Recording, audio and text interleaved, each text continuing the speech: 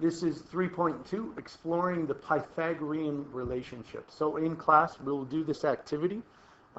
Please bring your scissors, and we will show you that this square can't equal that square. A right triangle. So you guys need to know the definition of a right triangle. It has a right angle, which is classified as 90 degrees. The right angle may be marked with a small square, which is this one right here. It may or may not be marked as a small square. If you see the small square, it does mean 90 degrees. So if it has the square, 90 degrees. If I wrote a triangle here, that could be a right angle because it doesn't have the square, but it could not be as well. Bottom line, if it does have the square, it means yes, it is 90 degrees.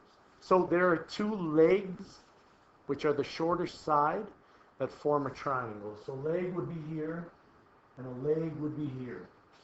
This would be a leg here, and this would be a leg here, a leg, a leg. Then we've got the hypotenuse. The hypotenuse is the longest side of a right triangle, and it's the side opposite of the right triangle. So if we've got the right angle right here, there's two ways we can figure this out. We can say this is the longest side. We've labeled the two lines, so we know that the other side must be the hypotenuse. Or we can take this and we can draw a little arrow right here. And this arrow turns into an arrow that points us towards the hypotenuse. So when we follow this arrow up, we know that this line must be the hypotenuse because the right angle is pointing right at it. So there's two ways to find the hypotenuse, but it's very important that you know where the hypotenuse is. Now, we need to describe the relationship. So the very first part is to find out what is the area of each square. If this is R right here, and we know that this is a square, that means this is R as well. So 5 times 5, or R times R, because we know that this is 5, so we know that this is 5. So what is 5 times 5? Well, that's 25. And that's the area of the first triangle. P, we know is 3. So this is 3 because it's a perfect square. 3 times 3. And that equals 9. So the area is 9. Of course, 4 times 4. Again, it's a perfect square. And that area is 16. So I hope that makes sense to everybody. If that part confuses you, please come see me in class. So which side is the hypotenuse of the triangle? Again, we use this little trick here. Where's the arrow pointing? Well, it's pointing right here, so this must be the hypotenuse. We need an additional statement showing the relationship between the areas of the three squares. So we need a statement that says between the relationship. You can pause it and try to figure it out yourself. Or you can, which I recommend, or you can keep on listening. So if you pause it, welcome back. If not, maybe you should have paused it. Anyways, 9, 16, and 25 are the areas. So we know that 9 plus 16 equals 25, and that's the additional relationship. Using words, we're going to use these words right here at the bottom of the screen. The sum of the areas of the squares attached to the legs. So the sum of the area of P and Q, this area here and this area here, added together equals this area right here. Okay? If we wanted to use a different color, this would be green. And this would be red and green up here, because you have to add them together. So red plus green equals red, green, okay, which is a hilarious show, but you guys will have to Google that at a different day, or right now because you're watching on the internet. Anyways, The sum of the areas of the squares attached to the legs P and Q equals the area of the squares attached to the hypotenuse R for a right triangle with legs P and Q and hypotenuse R. So P squared plus Q squared equals R squared.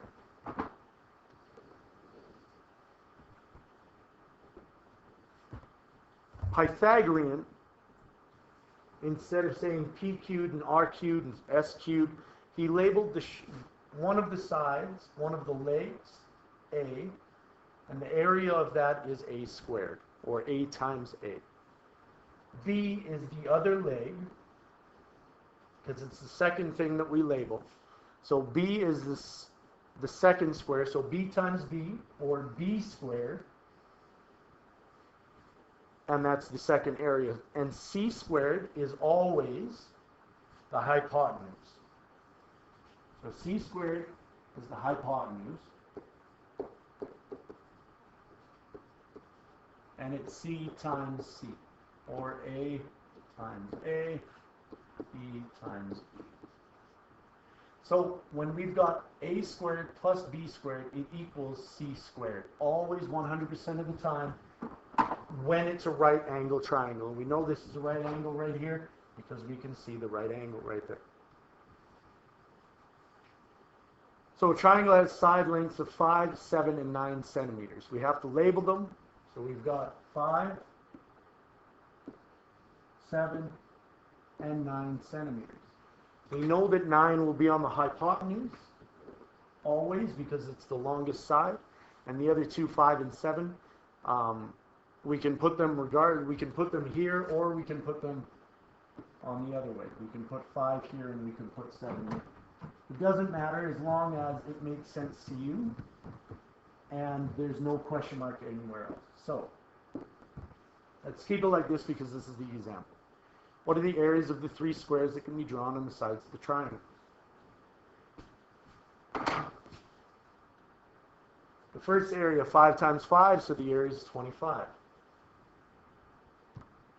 The second area is 7 times 7, which equals 49. And the third area is 9 times 9, which is 81.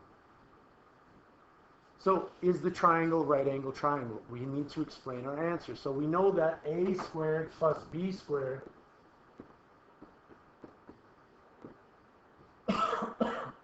equals C squared.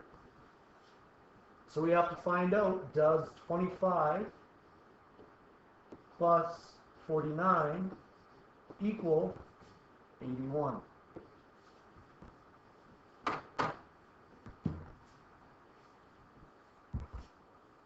25 plus 49 equals 74, which does not equal 81. So this is not true, which means that it can't be a right angle triangle.